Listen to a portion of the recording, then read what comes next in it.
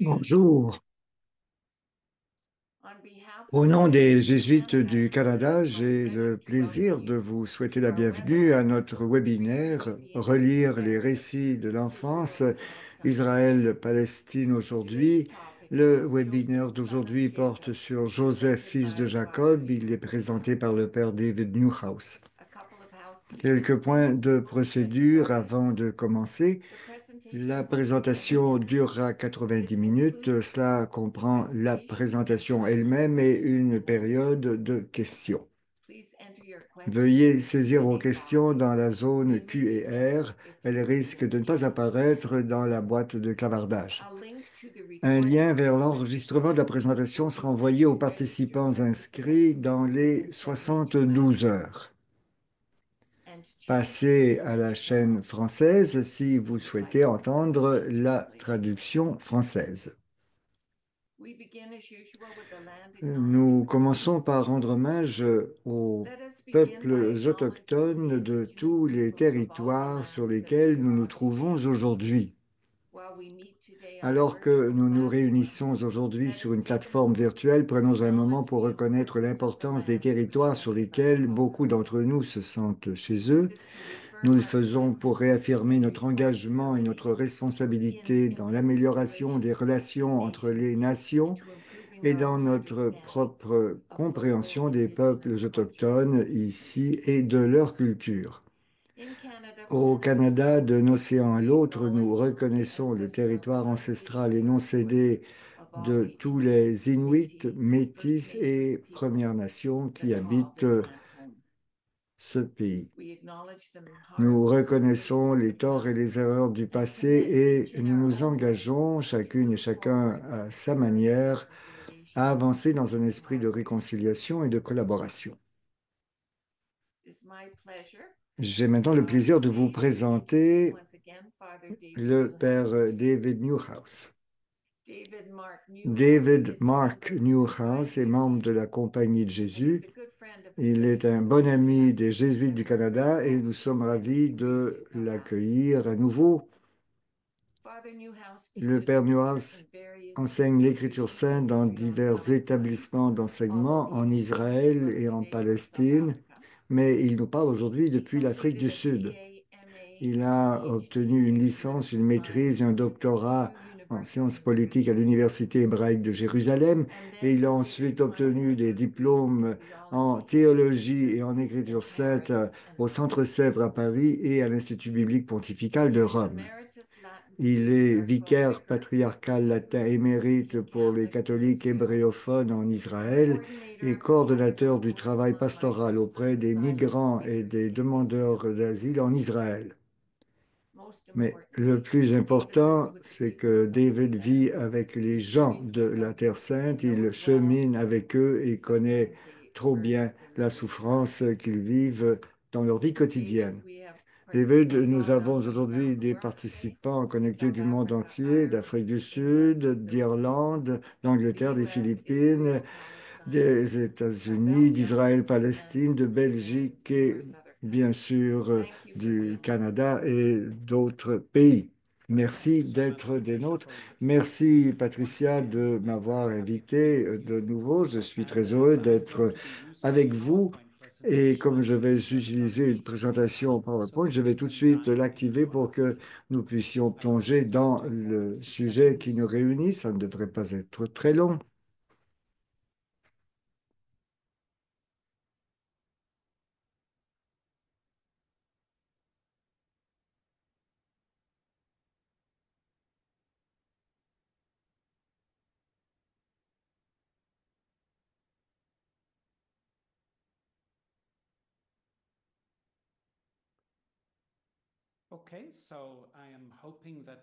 Alors, j'espère que vous voyez le même écran que moi avec le titre qui dit Relire les récits de l'enfance en gros caractères et ensuite en Israël, Palestine. Et en fait, on voudrait dire Israël et Palestine aujourd'hui. Je vais vous expliquer d'abord ce que nous allons faire. Il s'agit d'une série de 3 conférences et nous allons examiner les textes bibliques des récits de l'enfance. Je pense que vous savez de quoi je parle quand je parle des récits de l'enfance, mais je vais l'expliquer plus en détail dans un moment. Nous nous préparons à entrer dans la période de l'Avent et de Noël, alors c'est donc l'occasion d'approfondir notre compréhension de ce que nous disent ces textes de Jésus. Et ensuite, on dit ici en Israël, Palestine, et vous voyez que j'ai choisi deux icônes, une très belle icône de Robert Lance qui remet en contexte notre compréhension du fait que Jésus est un juif. Alors je dis bien que Jésus est un juif, car si nous croyons qu'il est toujours vivant, nous croyons qu'il est encore aujourd'hui un juif.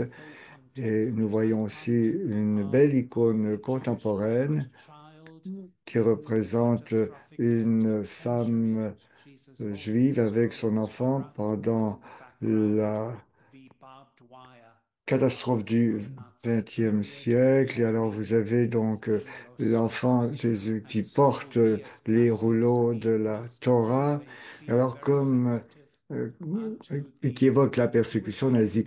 Alors nous devons être conscients de l'identité juive de Jésus, de l'héritage que nous partageons avec le peuple juif et des responsabilités que nous avons dans les catastrophes que le peuple juif a subies au cours des siècles. Et de l'autre côté, et cela fera partie de ce que nous allons aussi entendre, nous voyons une toile contemporaine d'un peintre palestinien, Maher Naji.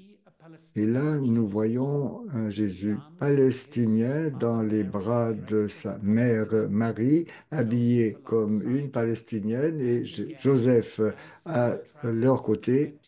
Et en traversant donc le 21e siècle, nous prenons de plus en plus conscience d'une catastrophe parallèle qui frappe aujourd'hui le peuple palestinien, mais nous voulons aussi, en écoutant les récits bibliques, nous voulons être attentifs aux récits du peuple palestinien. Nous voulons que notre relecture n'aggrave pas la catastrophe qu'a vécue le peuple palestinien depuis le XXe siècle. Alors, notre série va surtout porter sur le texte biblique, mais après chaque méditation, après chaque réflexion sur le texte lui-même, il y aura des images pour nous resituer donc dans la prière et pour partager ce que vivent aujourd'hui les Juifs et les Palestiniens. J'espère qu'un jour, en Israël-Palestine, nous pourrons présenter chaque présentation, chaque conférence de la même façon que vous le faites au Canada, en commençant par rappeler l'histoire tragique de notre pays, comme par la reconnaissance du territoire. Alors, donc, trois parties à cette série de conséquences. Joseph, c'est aujourd'hui. Marie, ensuite, et la troisième partie portera sur Jésus. Et ce dont nous parlons, ce sont évidemment les récits de l'enfance. C'est l'enfance de Jésus. Nous savons très peu de choses de l'enfance et surtout de la petite enfance de Jésus dans les textes du Nouveau Testament, les textes qui ont été écrits par les premiers auteurs qui ont mis par écrit la vie de Jésus. Et cela commence avec Paul. Eh bien, nous pouvons dire que dans l'Épître aux Galates, au chapitre 4, Paul parle de la naissance du Jésus historique quand il dit, mais lorsqu'est venue la plénitude des temps, Dieu a envoyé son Fils, né d'une femme et soumis à la loi de Moïse, afin de racheter ceux qui étaient soumis à la loi et pour que nous soyons adoptés comme fils et filles, comme enfants. Alors, c'est une référence théologique au fait que Jésus est une personne incarnée qui est née comme nous sommes toutes et tous nés. Et Jésus, et Paul ajoute, notez bien, donc né d'une femme et soumise à la loi de Moïse. Mais en fait, dans les deux des évangiles, nous n'avons rien sur l'enfance de Jésus. Il s'agit de Marc, le premier évangile écrit, et Jean, le dernier. Leur récit commence par le baptême de Jésus. Il entre en scène comme adulte et c'est uniquement dans les évangiles de Marc et de Matthieu qu'il est fait référence à l'enfance de Jésus. Et c'est un défi pour les lecteurs parce que ce n'est pas le même récit qu'on trouve dans Matthieu et dans Luc. Mais évidemment, il y a des ressemblances importantes. Nous pouvons le souligner tout de suite. D'abord, le fait que Jésus est né à Bethléem. Sa naissance fut une naissance miraculeuse. On souligne qu'il est de la lignée de David, donc il est fils de David et d'Abraham.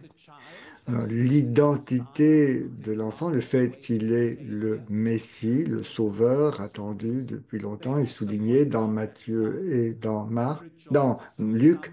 Et on signale que certaines personnes se réjouissent de cette naissance et que d'autres le rejettent. Et évidemment, il faut bien comprendre que chacun des versets du Nouveau Testament se situe dans le contexte de l'Ancien Testament. L'histoire du peuple juif fait partie intégrante de ce qu'on trouve dans le Nouveau Testament. Nous ne pouvons comprendre le Nouveau Testament sans bien connaître l'Ancien Testament. Et nous allons le souligner dans nos trois conférences. Alors, une question importante à laquelle je n'ai pas tenté de répondre, mais c'est de se demander qu'est-ce qui, dans ces récits de l'enfance, est historique. En fait, il y a de longues références qu'on pourrait donner si quelqu'un s'intéresse à cette question de l'historicité de ces récits. Vous pourriez les consulter. Mais avant de passer donc au premier chapitre qui porte sur Joseph, écoutons d'abord un chant qui va nous présenter la figure de Joseph.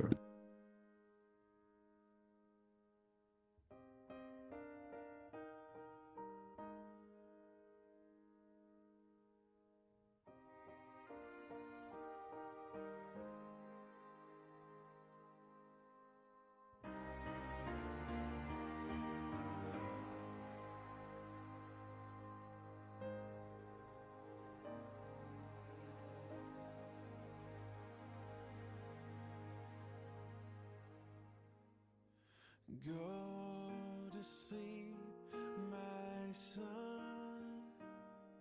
There's a manger for your bed.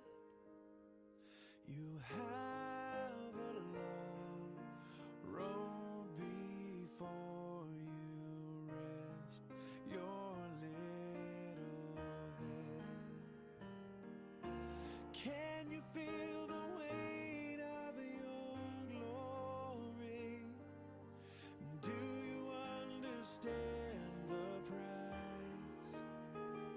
Or does the Father guard your heart for now so you can sleep tonight?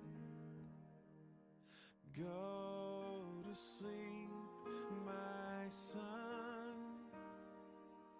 Go and chase your dreams. This world can wait for one more moment. Go and sleep in peace. I believe the glory of heaven is lying in my arms tonight. But Lord, I ask that He, for just this moment, simply be my child.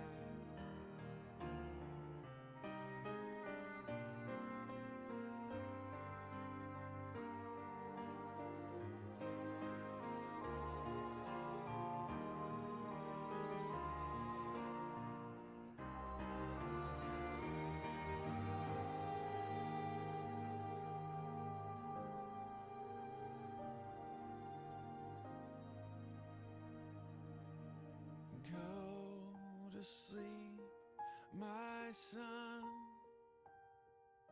And baby, close your eyes. Soon enough, you save the day, but for now, dear child of mine. Oh, my Jesus,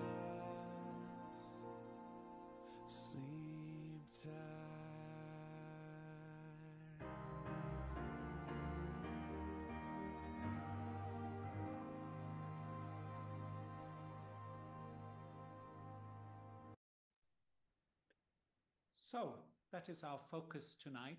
C'est donc notre sujet cet après-midi, Joseph, que j'intitule Joseph, fils de Jacob. C'est un titre important qui va nous aider à comprendre cet homme qui joue un rôle central dans la vie de Jésus.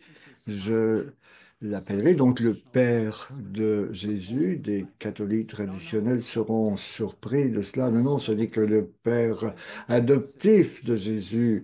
Non, je souligne que Joseph est bien le père de Jésus. Donc Joseph est d'abord un juste.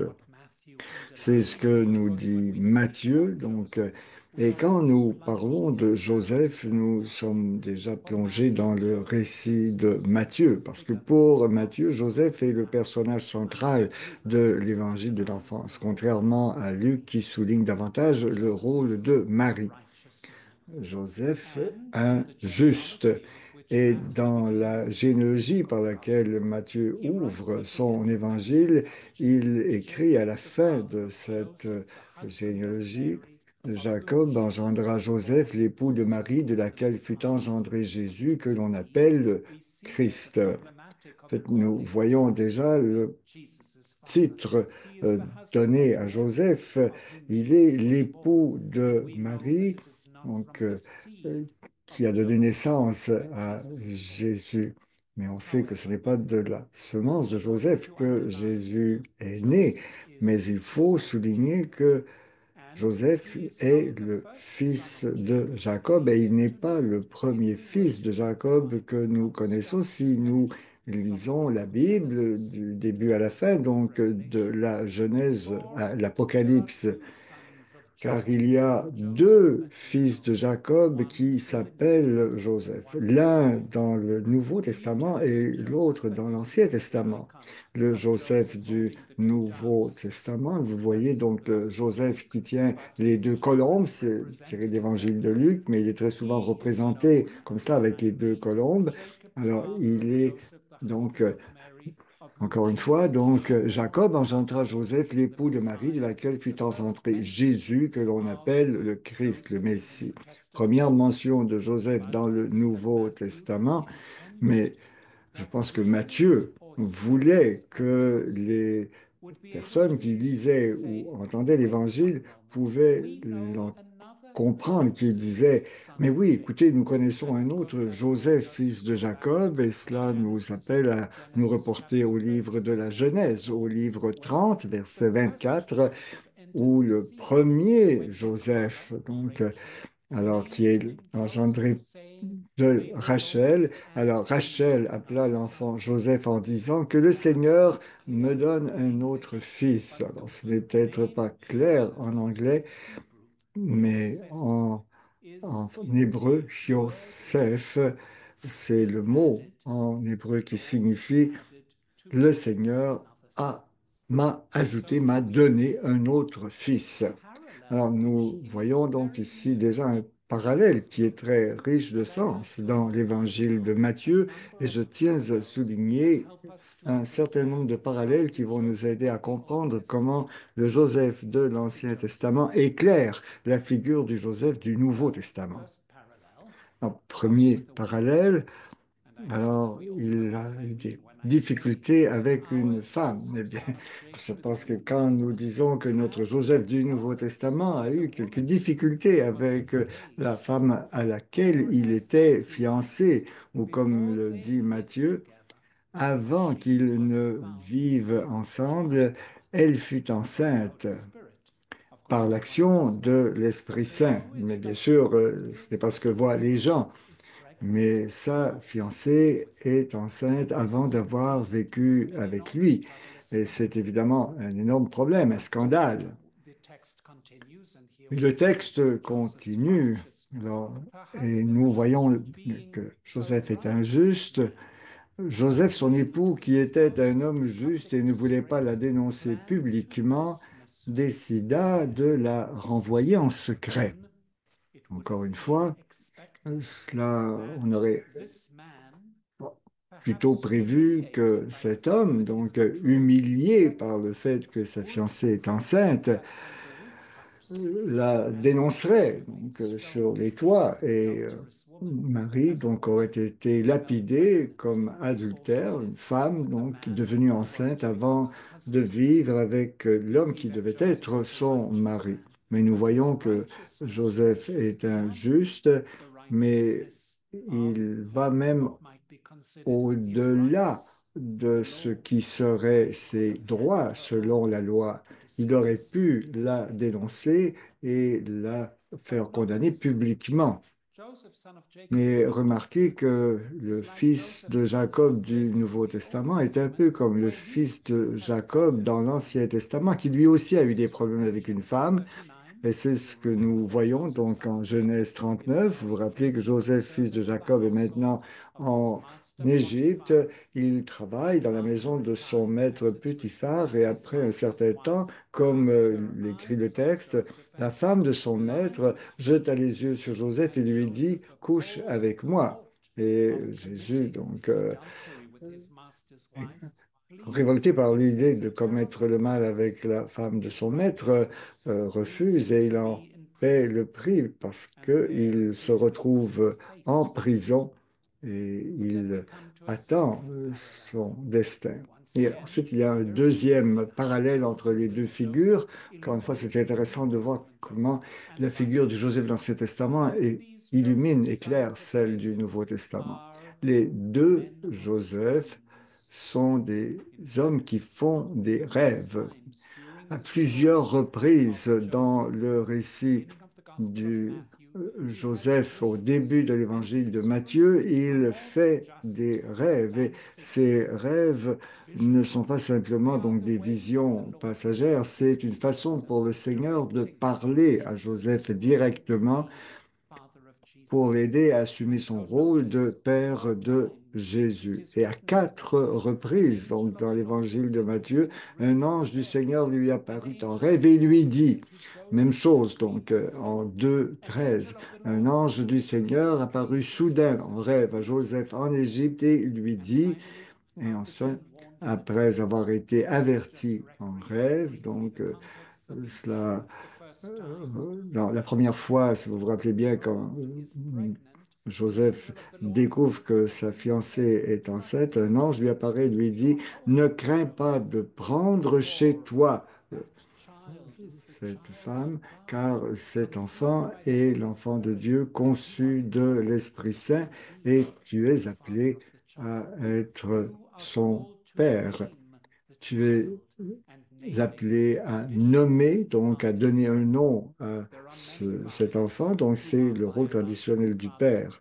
Il y a de nombreux pères qui sont le père biologique, mais le père qui prend soin de l'enfant est le vrai père. Et Joseph, en donnant son nom à l'enfant, assume déjà ses responsabilités de père de Jésus. Puis un ange du Seigneur apparut à Joseph et lui dit, prends l'enfant et sa mère et fuis en Égypte, car Hérode, le pharaon, le nouveau pharaon, veut tuer cet enfant et Joseph, pour protéger l'enfant, en jouant son rôle de père, prend l'enfant, sa mère, et fuit en Égypte.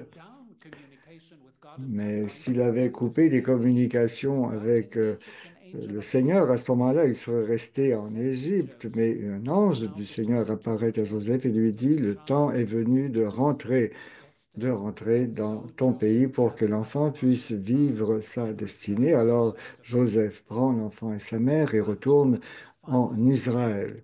Mais enfin, une dernière fois, donc, toujours donc attentif, toujours ouvert à la parole qui fait de ce Joseph, fils de Jacob, le père de l'enfant qui lui a été confié, eh bien, on l'appelle de ne pas retourner vivre à Jérusalem ou à Bethléem, à proximité de Jérusalem, mais d'aller plutôt à Nazareth en Galilée. Et bien sûr, en ceci, ce Joseph ressemble au Joseph de l'Ancien Testament qui a des rêves qui irritent ses frères d'abord et qui poussent ses frères à tenter de le tuer, mais finalement on décide de ne pas le mettre à mort et Jésus est vendu en esclavage et se retrouve en Égypte où il deviendra lui-même une figure de sauveur, car il deviendra donc un haut dignitaire à la cour du Pharaon.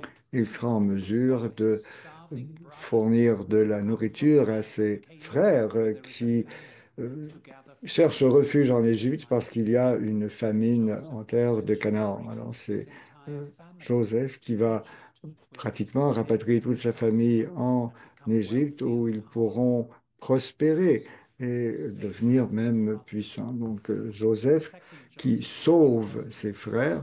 Alors, le deuxième Joseph dans le Nouveau Testament est le sauveur d'un fils qui est lui-même le sauveur. Et nous avons déjà évoqué un autre parallèle. Les deux Joseph vont en Égypte car Matthieu rappelle qu'après ce deuxième rêve, où Joseph a dû prendre la mère et l'enfant, on dit que Joseph se leva, il prit la mère et l'enfant et se rendit en Égypte, où il resta jusqu'à la mort de ce nouveau pharaon, Hérode, et cela pour accomplir ce qu'avait dit le prophète d'Égypte, j'ai rappelé mon fils, et encore une fois, le Joseph de l'Ancien Testament, donc, eh bien, lui, il a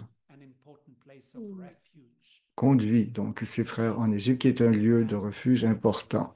Donc, à la fois pour les frères de Joseph de l'Ancien Testament et pour la mère et l'enfant confiés à Joseph. Nous avons maintenant un dernier parallèle qui est très important.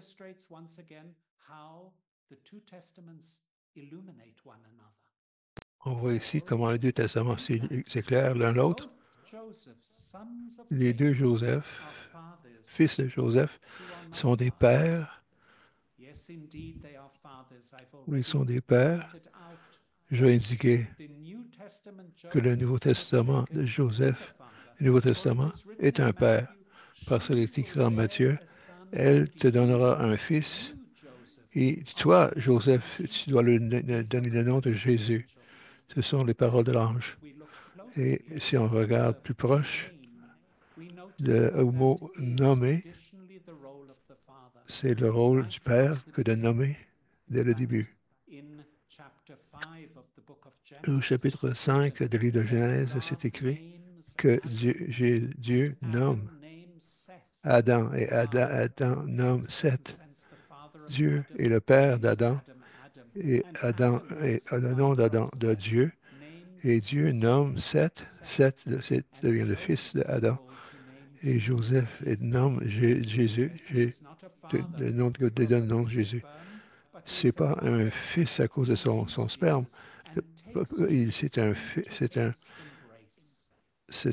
Joseph est un père parce qu'il prend Jésus dans sa famille.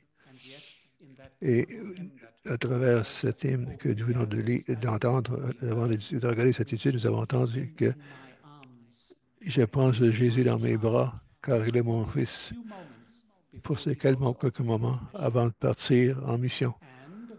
Et pourquoi est-ce que c'est parallèle au premier Joseph, fils de Jacob, dans l'Ancien Testament?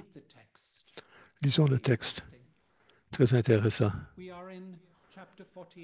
C'est au chapitre 48 de Genèse.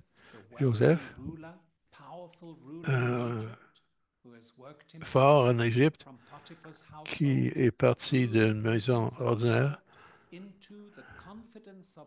Il est entré dans la confiance du Pharaon. Si j'interprète le rêve de Pharaon, Le pharaon sait que c'était quelqu'un qui comprend, que Joseph est une personne qui comprend les rêves et il amène sa famille, dont son père. Alors voici au chapitre 48, Joseph, Jacob est à veille de mourir, mais avant de mourir, il est visité et vous voyez ça dans ce portrait de Rembrandt. Il, il a, vous allez dire deux fils, Ephraim et Manassé. Il avait deux fils, Ephraim et Manassé. Alors, un père. Ça fait référence à un épisode que vous ne connaissez peut-être pas, qui se passe quand Joseph visite son père à la fin de sa vie et Jacob dit fils de Joseph et de Jacob, Jacob n'a pas vu la présence de Joseph parce qu'il a été vendu. On avait dit qu'il avait été tué par des bêtes sauvages. Et Jacob a été triste à cause de la disparition de son fils. Et Jacob dit à Joseph, c'est pourquoi tes deux fils qui te sont nés au pays d'Égypte avant que je vienne vers toi en Égypte sont maintenant à moi. Et, et- et un père qui n'est pas un père prend ses deux fils en les nommant Ephraim et Manassé seront à moi, tout comme Ruben et Siméon sont à moi aussi. Ce sont des fils de Jacob. Et Ephraim et Manassé vont vivre parmi les fils de Jacob, tout comme Ruben et Siméon. Quant à la descendance qui te sera née auprès d'eux, cette descendance sera à toi. Ils seront inscrits sous les noms de leurs frères en ce qui concerne leur héritage. Remarquez les parallèles. Joseph devient père en nommant ses enfants. Alors, ce que ci conclut la partie biblique de notre étude ce soir, et j'espère que ça nous aide à nous concentrer sur Joseph. Joseph, et je le répète à nouveau, le père de Jésus. Sans Joseph, il n'y aurait pas de Jésus. Pas à cause de la vie, pas à cause du sperme et de la réalité physique, mais parce que Joseph s'est ouvert à la parole de Dieu et il permet à Jésus de s'insérer dans le monde. Si Joseph ne veut pas écrire, écouter la parole et les rêves, Marie aurait été lapidée. Si Joseph n'avait pas écouté la parole de Dieu qui lui avait été confiée d'aller en Égypte, Jésus aurait été parmi les enfants tués par Hérode. Si Jésus n'était pas ouvert à la parole, il aurait été en Égypte. Il aurait une vie avec sa famille en Égypte.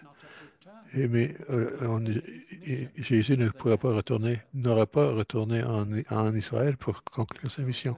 Et finalement, chez Joseph, jusqu'à la fin, n'était pas attentif à la parole de Dieu qui lui a été adressée. Ils auraient pu s'insérer à Jérusalem ou à Bethléem et être menacés par Hérode qui aurait pu venir en quête de, de cet enfant qui était né en Bethléem pour le tuer et dans le rêve de Joseph, l'envoyer à Nazareth. On montre à quel point le rôle de Joseph était, on voit à quel point son rôle était important et l'attention que Joseph avait pour le monde. Et on peut prier qu'on peut, de cette parole, comme partenaire de Marie, qui va être défini par l'Évangile de Luc, mais Marie n'a pas pu faire ça tout seul.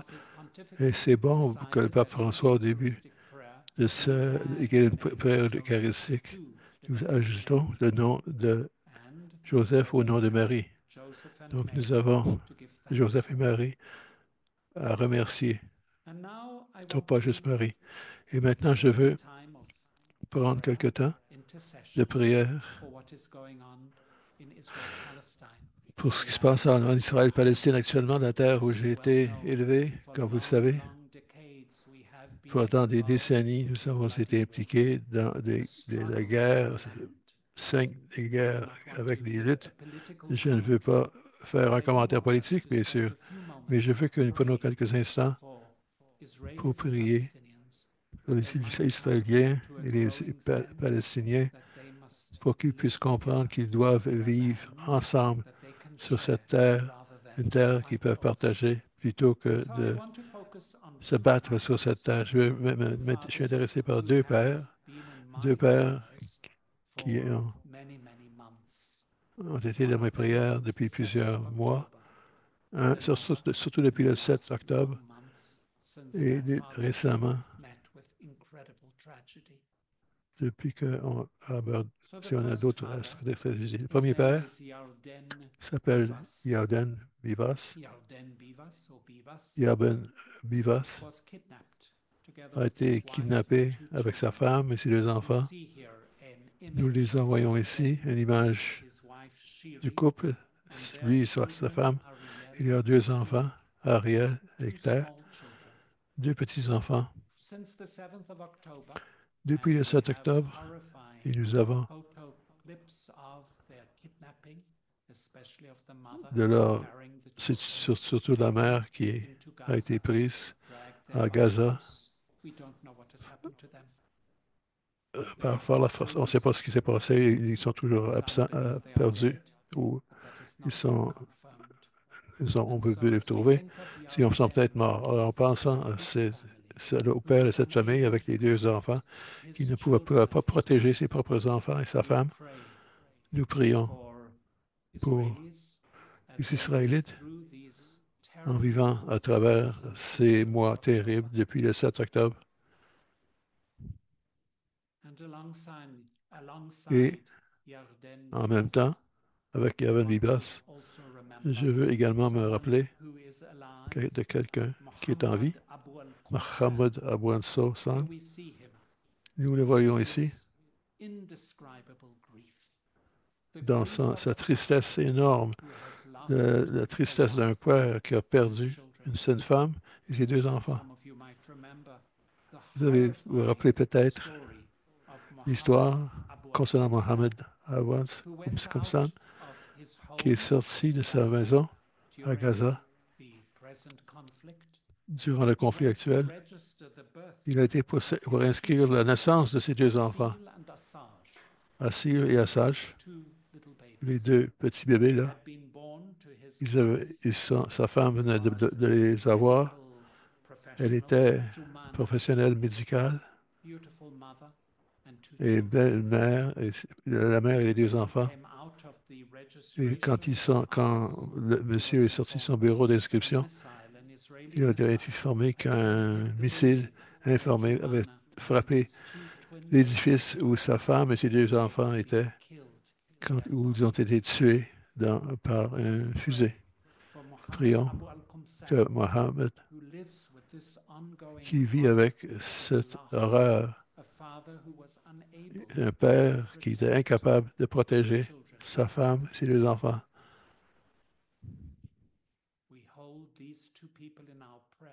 Nous gardons ces deux personnes, les deux familles dans la prière, alors que nous approchons de Noël, la célébration des nouvelles familles, alors que la mort règne en Israël et en Palestine. La photo, c'est d'un réfugié d'Irak, un autre pays qui a connu la tristesse ces dernières décennies, un père et un fils. Et ça m'a attiré mon attention en priant avec Joseph, fils de Jacob. Et on peut voir 3 points.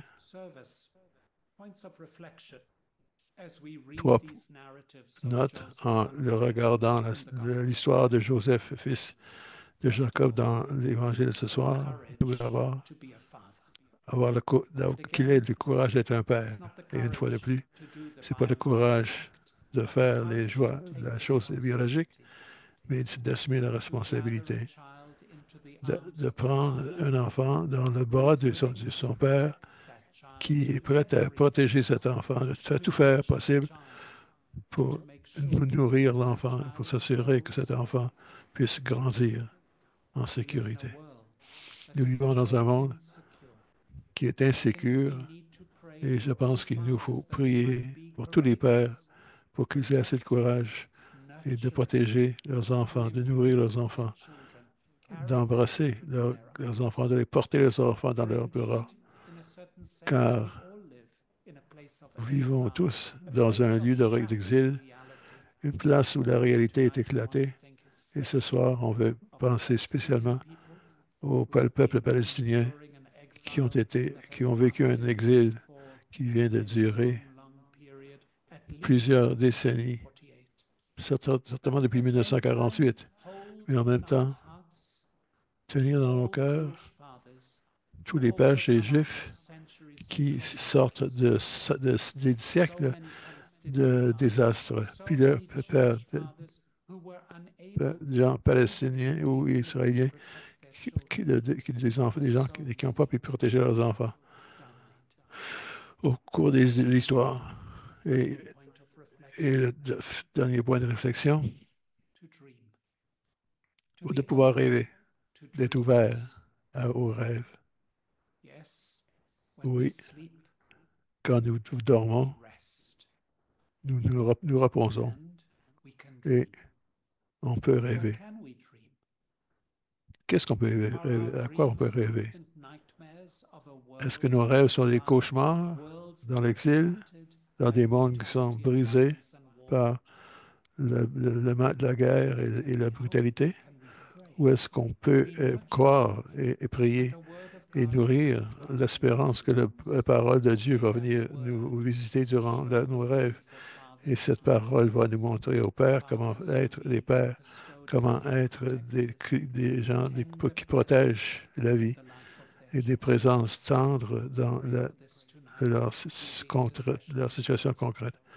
Et je prie cela à l'intercession de Joseph. Et je conclue cette présentation avec une prière. Prions pour que nous ayons tous, hommes et femmes, le courage d'être gardiens de l'enfant, qui est la parole de Dieu, tout comme Joseph l'a été, afin que cette parole puisse s'épanouir dans notre étreinte et que nous puissions offrir cet enfant à un monde en exil, assoiffé de la présence de Dieu. Puissions-nous rêver d'un monde de justice et de paix comme Joseph, d'un monde de justice et de paix, d'égalité et de liberté, un monde sans réfugiés, sans des gens sans abri et sans solitude. Priez pour nous, Saint Joseph. Amen.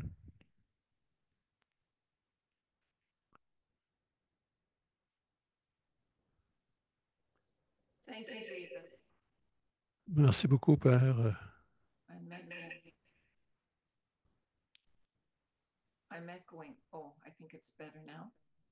Mon micro est mieux, là. Merci, vous nous avez donné beaucoup de choses à consommer. Première question,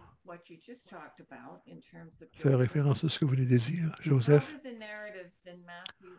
Comment est-ce que les récits dans Matthieu et Luc présentent le rôle de Joseph comme protecteur de la famille? Et qu'est-ce qu'il peut nous présenter sur la responsabilité paternelle dans un contexte de violence et de souffrance où nous nous réunissons ce soir? Que ce soit clair. C'est Matthieu qui parle de Joseph. La semaine prochaine, quand on va parler de Marie, Marie la prophète, vous allez voir que Luc réellement met Joseph un peu en marge. Et c'est la richesse d'avoir quatre évangiles, quatre différentes perspectives, quatre icônes sur lesquelles vous pouvez réfléchir et qui nous aident à rentrer un peu plus en profondeur dans la parole de Dieu. Donc, si on veut regarder Joseph ici, on a l'évangile de Matthieu seulement. Et au niveau de cette réalité éclatée, prions pour ces pères et avec ces pères qui, malgré tout l'effort qu'ils ont fait pour protéger leurs enfants, ils n'ont pas pu protéger leurs enfants. On ne veut pas donner une beauté à à une réalité qui est, comme je viens de le décrire. N'oublions pas la réalité de Yarden Vivas, euh, qui est mort ou vivant. Il y a des gens qui sont incapables de protéger leurs enfants. Mais je veux quand même, une fois de plus, insister sur le courage, la persévérance incroyable de ces pères qui demeurent avec leur famille et qui cherchent à les protéger au Gaza. Dans mon travail pastoral, j'ai travaillé avec beaucoup de familles éclatées et je ne sais pas ce que c'est au Canada. C'est peut-être pas tellement différent que ce que ça peut être en Israël, en Palestine, ou bien Go, très différent. Nous avons plusieurs mères qui ont été abandonnées par, pas par les pères, mais par les donateurs de sperme qui ont laissé ces femmes avec des enfants pour aller chercher une autre vie ailleurs. Et nous appelons le père.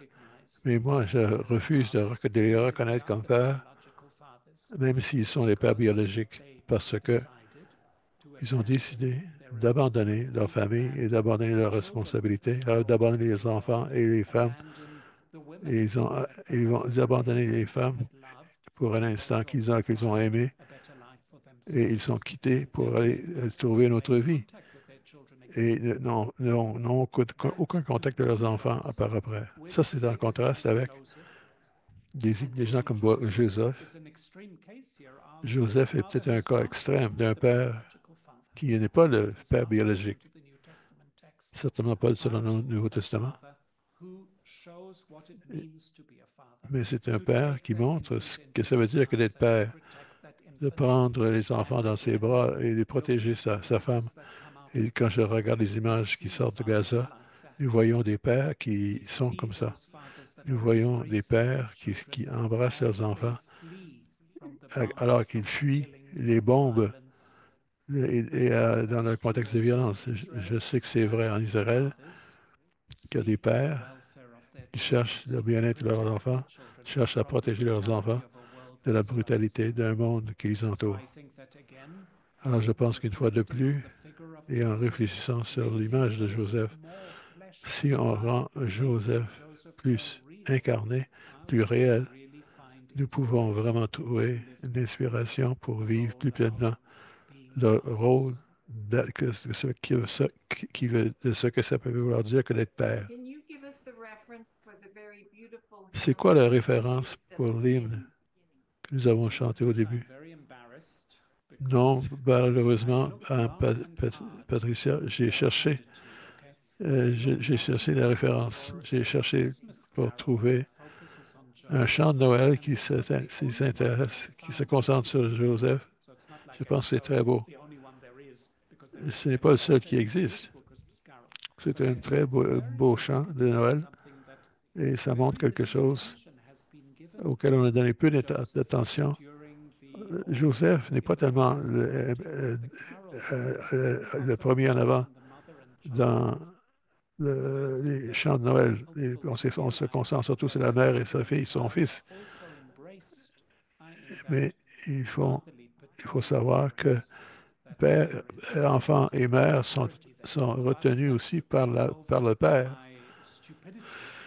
Et malheureusement, je n'ai pas écrit la référence du chant, le compositeur, et je vais vous envoyer cette information plus tard. Je l'ai pour une autre fois.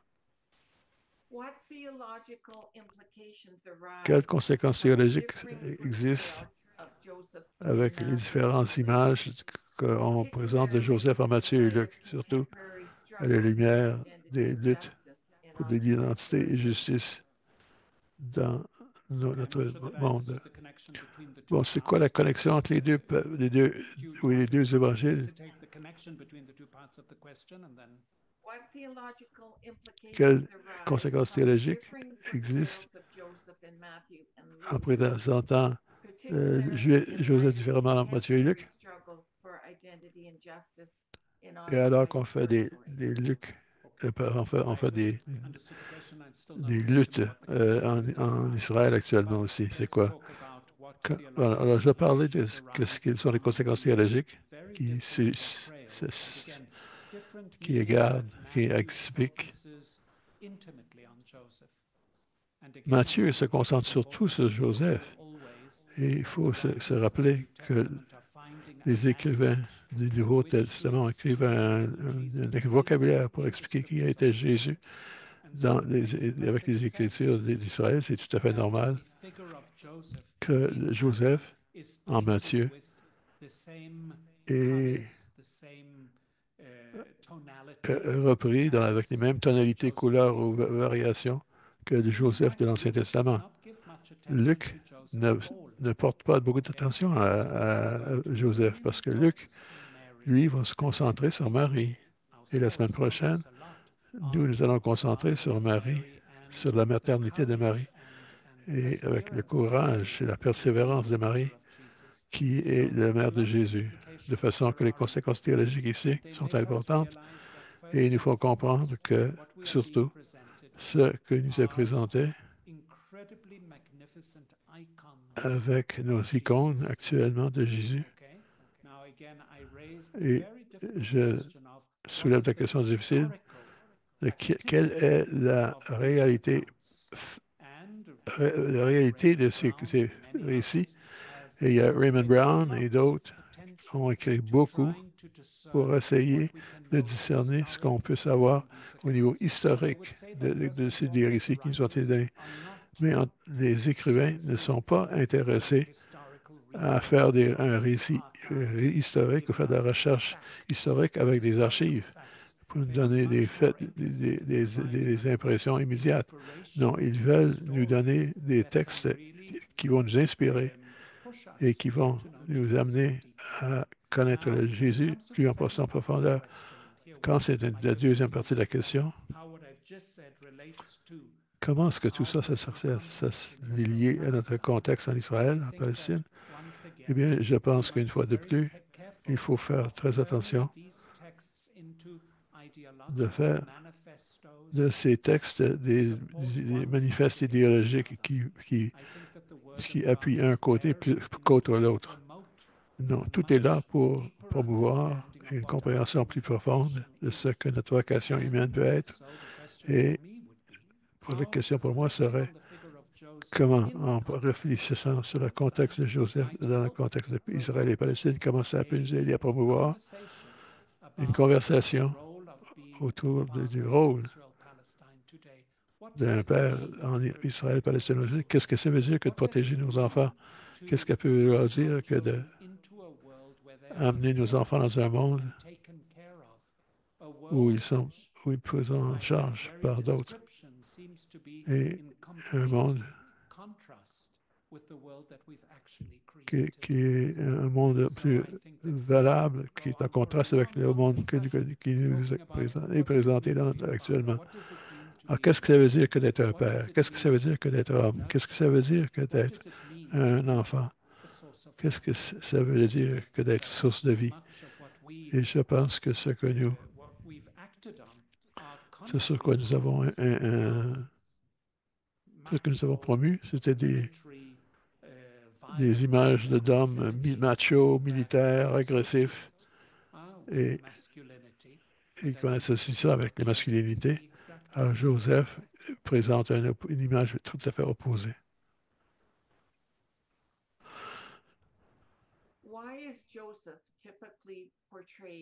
Pourquoi est-ce que Joseph est présenté comme un plus vieux plutôt qu'un jeune de l'âge de Marie? Excellente question. Ici, il faut regarder au développement de la doctrine. Et c'est un peu plus compliqué. Alors, je ne veux pas embêter qui que ce soit. Dans notre compréhension de Marie, dans l'histoire du salut, la tradition chrétienne, de plus en plus, comprenait Marie, et on en va parler davantage la semaine prochaine, Marie comme la Vierge, la Vierge, la femme qui, avant, pendant et après, et ça c'est le quatrième siècle, elle est vierge perpétuelle. Et donc, avec cette perspective, on a développé une compréhension chrétienne de Joseph, non pas comme un jeune mari viril qui défendrait et qui pourrait agir comme un mari viril, mais comme un homme plus âgé qui avait déjà vécu une vie pleine de masculinité et qui maintenant pouvait assumer d'autres parties de masculinité que nous découvrons comme étant le nourricier et protecteur. Euh, la différence d'un masculin, c'est une question de tradition. On n'a aucune évidence de l'Écriture que Joseph était plus vieux que Marie, on ne sait pas. Mais nous avons des textes qui dérangent notre compréhension de Marie, et ces textes font référence aux enfants comme les frères et sœurs de Jésus. C'est en Marc, chapitre 6, au synagogue de Nazareth. N'est-ce pas le charpentier, est-ce que ce ne sont pas ses frères et ses sœurs? Donc, l'idée de Marie vierge est en contraste avec ces textes de Luc. Et donc, pour expliquer ça, eh bien, ce sont des enfants de Joseph. Joseph était beaucoup plus vieux. C'est déjà quelqu'un qui a pris Marie dans cette maison. C'est pas dans le Nouveau Testament, mais ça fait partie de l'imagination chrétienne qui cherche à défendre l'idée que Marie est vraiment l'arche de de l'Alliance pure, qui est vierge du début jusqu'à la fin. Et Joseph est présenté comme le père de les autres enfants. La prochaine étape dans la tradition catholique va se concentrer davantage sur Joseph et il devient le chaste Joseph, celui qui n'a pas, ne vit pas donc les passions de ce monde, pour ainsi dire. Tout cela, sur le plan anthropologique et culturel, est une façon de dire les choses.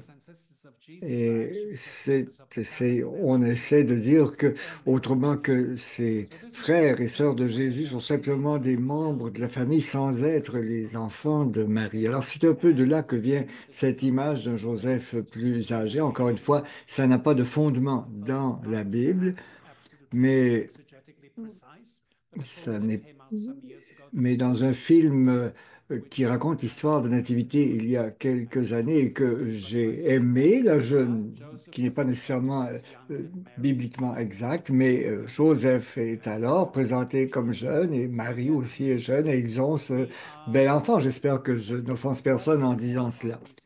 Mais je pense que tout cela est intimement relié à tout le discours sur la sexualité dans l'Église. Et nous savons que l'Église a encore beaucoup de travail à faire pour bien comprendre le sens du célibat, le sens du mariage. Et tout cela se répercute sur la représentation iconique de Marie et de Joseph et de Jésus, leur enfant.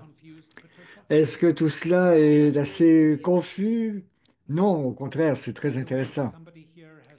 Alors, quelqu'un, merci Cynthia. Donc, alors, Alors, c'est une référence donc à la berceuse que nous avons trouvée. Donc, merci, Cétia, vous avez trouvé la référence donc au chant que nous avons utilisé et je vais essayer de trouver la référence exacte. Comment le fait que Joseph ait dû amener sa famille en Égypte peut être mis en parallèle avec la situation actuelle, avec tant de personnes qui doivent se déplacer, donc chercher refuge loin de leur foyer. C'est vrai, en un sens, Joseph devient le patron de toutes ces personnes qui sont contraintes de fuir leur patrie à cause de la tyrannie, de la brutalité, de la violence. Il est important de se rappeler que la parole qui vient à Joseph en rêve, c'est de les ramener à la maison dans notre petite église à Jérusalem où, comme vous l'avez dit, j'ai déjà été responsable du travail auprès des migrants et des réfugiés.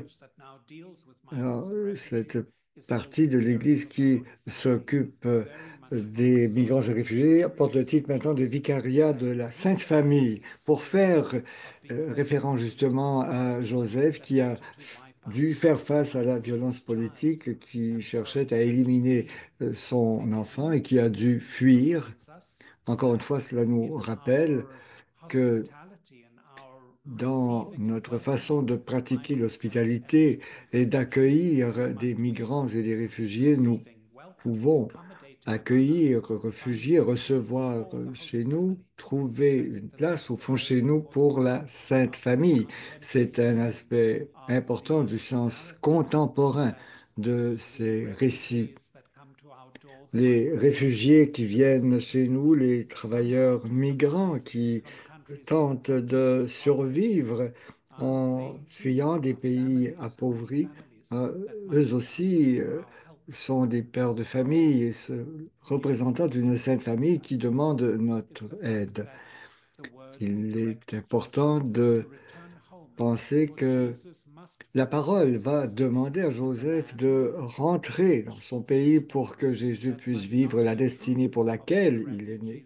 Ça n'est pas nécessairement vrai de tous les réfugiés, de tous les migrants qui arrivent chez nous, mais il faut nous rappeler, et nous en parlerons dans la troisième conférence, c'est qu'il n'y avait pas de place pour eux. Alors, s'ils frappent à notre porte, est-ce qu'il y a une place pour eux? C'est une partie importante du récit de la Nativité et du message de Noël. Est-ce qu'il y a une place pour eux?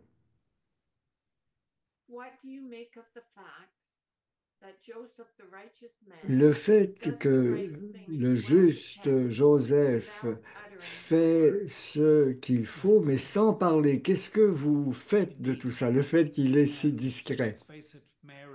C'est un fait, oui. Alors, dans le Nouveau Testament, donc, Marie elle-même parle très peu, mais concentrons-nous sur Joseph, parce que c'est un point très important, effectivement. Joseph agit simplement. Et cela nous rappelle aussi le peuple de Dieu dans l'Ancien Testament, où la réponse fondamentale du peuple de Dieu à la parole de Dieu, et on trouve cela au chapitre 24 de l'Exode, lorsque le peuple accepte la première partie de la Torah, ils disent Naseh mi ishma. Alors c'est une expression en hébreu qui est très forte et qui n'est pas facile à traduire, mais littéralement, ce serait nous allons faire et nous allons écouter. Ce qui fait étrange parce qu'on dirait les choses à l'envers, hein. Nous allons d'abord écouter, ensuite nous passerons à l'action. Mais ce que dit l'expression, c'est naaseh, donc nous allons agir, nous sommes prêts à passer à l'action. Et Joseph est un homme d'action. Et en fait, il dit peu de choses, mais il agit tout de suite. Et vous remarquerez que le premier verbe, tu donneras son nom à l'enfant. Donc il donne son nom à l'enfant. Et ensuite, on dit, bon, part, il se lève, prend l'enfant, vous devrez revenir. Alors il se met en route pour rentrer à Nazareth. C'est un homme d'action, mais, et c'est très important, au milieu de toute cette activité, Joseph n'est pas distrait, il est toujours à l'écoute, hein. Alors, très souvent, donc, nous avons une idée, ah oui, donc c'est ce que Dieu me demande de faire, et alors nous nous précipitons et nous arrêtons d'écouter, nous devenons sourds à ce que l'on pourrait nous dire d'autre en chemin.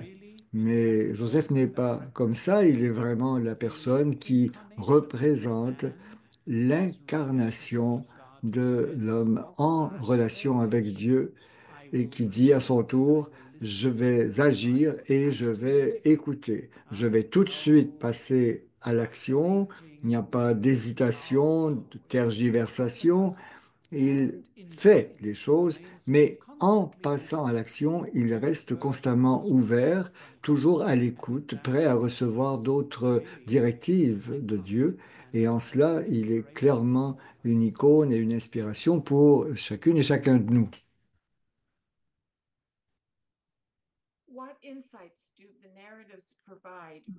Quelles idées nous donnent les récits de la Nativité à propos des interventions divines en période de crise et en quoi ces perspectives peuvent-elles nous éclairer face à la crise humanitaire à Gaza et en Cisjordanie?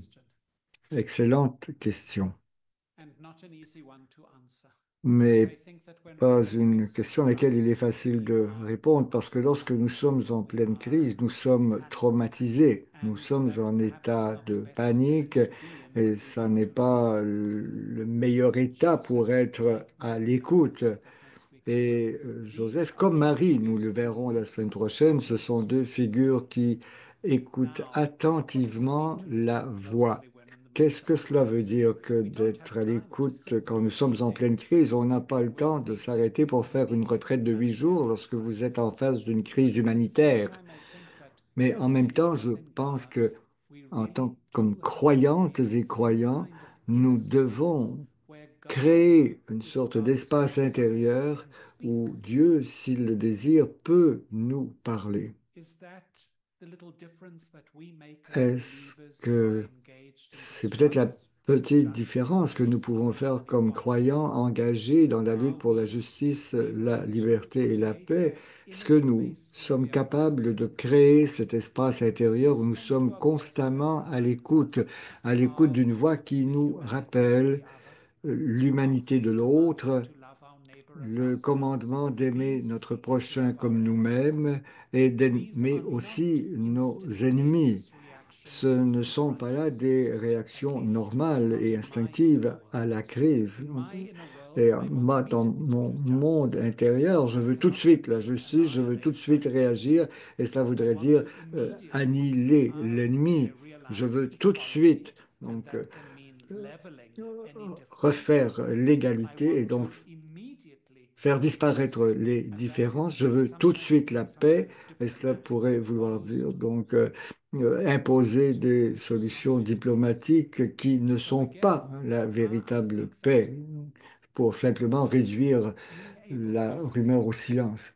Non, savoir réfléchir en pleine crise, c'est quelque chose qu'en tant que croyantes et croyants, nous sommes appelés à apprendre à faire. Parce que partout où nous sommes, quelle que soit la situation dans laquelle nous nous trouvons, nous ne sommes jamais là seuls. Et en fait, là, nous sommes capables de présenter la crise à Dieu dans la prière pour être à l'écoute de celui qui chemine avec nous. Et parfois, donc, ce sont des paroles insuffisantes et je ne vis pas moi-même tout ce que je vous explique maintenant, ce que je voudrais pouvoir vivre. Mais encore une fois, nous sommes des gens, des personnes qui sont en relation à Dieu et cela doit se manifester même en période de crise.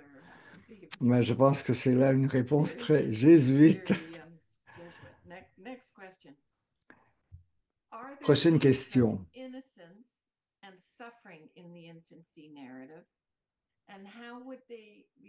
Alors, il est question d'innocence et de souffrance dans les récits de l'enfance et comment est-ce que cela correspond aux souffrances des enfants, donc à Gaza par exemple, et qu'est-ce que ça doit avoir comme répercussion sur l'intervention humanitaire.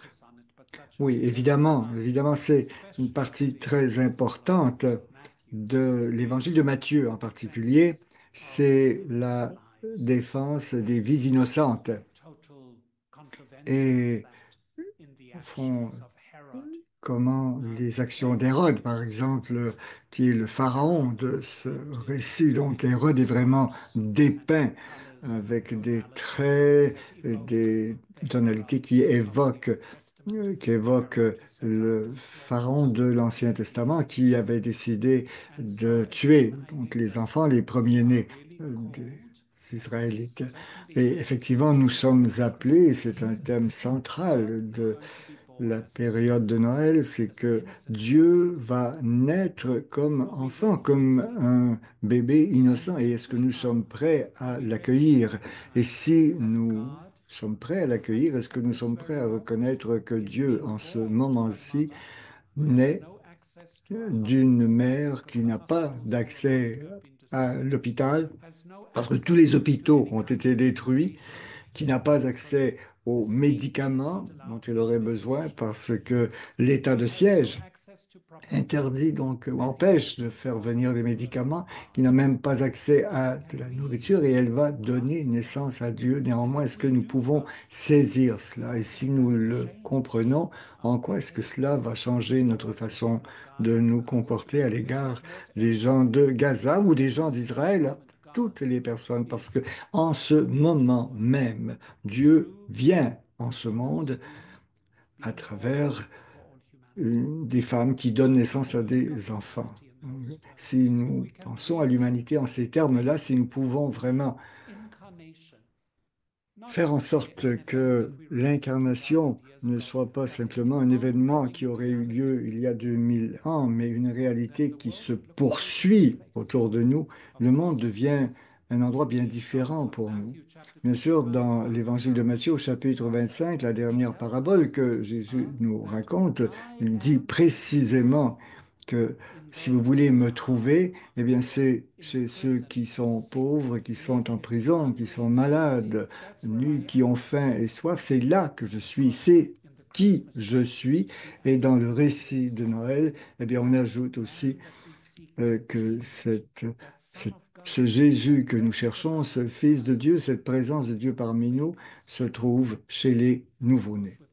Et bien sûr, avec cela, nous pleurons ce qui se déroule actuellement à Gaza, en Israël, au Liban, en Syrie, en Irak, au Yémen, au Soudan, dans tellement d'endroits à travers le monde qui vivent ces crises terribles où les plus vulnérables, les plus exposés sont ceux qui souffrent.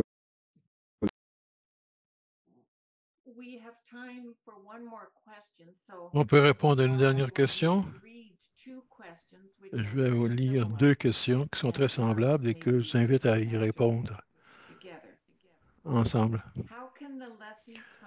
Co- Comment est-ce que l'histoire de Joseph peut être utilisée pour mobiliser l'effort communautaire pour les gens qui font face à ce qui se passe à Gaza et la rive gauche? Et quel rôle est-ce que les groupes de foi peuvent jouer à utiliser les récits de Joseph pour chercher la justice dans le contexte de génocide?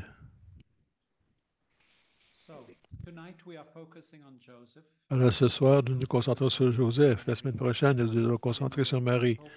Et le dernier, on va regarder Jésus, Jésus lui-même. Et je pense que j'aimerais répondre sur comment, dans tous ces cas, dans tous ces récits, comment ces récits nous aident. Pas besoin de mobiliser le texte, c'est nous qui devons être mobilisés. Et je pense que c'est en reconnaissant notre vocation en tant que chrétien, en tant où on peut créer un monde où les mères peuvent être des mères et où les enfants peuvent être acceptés et traités, bien traités dans notre monde, dans un monde en sécurité. Ce n'est pas le monde où nous nous trouvons actuellement. Et à l'opposé d'un tel monde de protection, nous avons les images de Gaza, de destruction qui est constante, qui est constante. J'ai une note aujourd'hui pour prier pour quelqu'un qui est envoyé pour se battre à Jabalia aujourd'hui. Ce qui veut dire qu'il y aura encore d'autres morts et destructions à Jabalia à travers la bande de Gaza qui est en sous-attaque constante. C'est là où il faut être. Il faut être éveillé et prendre conscience de la tragédie, de soulever, de dire ce que nous avons à dire dans notre prière, parce que ça ne pourrait être conclu que par l'intervention divine. Il faut parler fort aux réalités politiques partout, parce que nous sommes tous implicites avec ce qui se passe.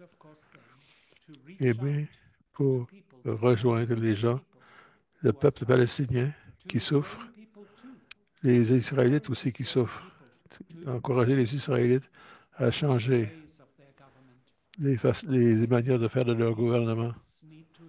Et ces textes doivent nous inspirer, non seulement d'une façon personnelle et poétique, mais pour faire en sorte un monde qui est sécure, un monde qui est plein de promesses, pour des hommes qui veulent être des pères, pour des femmes qui veulent être mères, des hommes et des femmes qui veulent porter les enfants, nourrir les enfants pour la prochaine génération et dans un monde qui accueille la prochaine génération.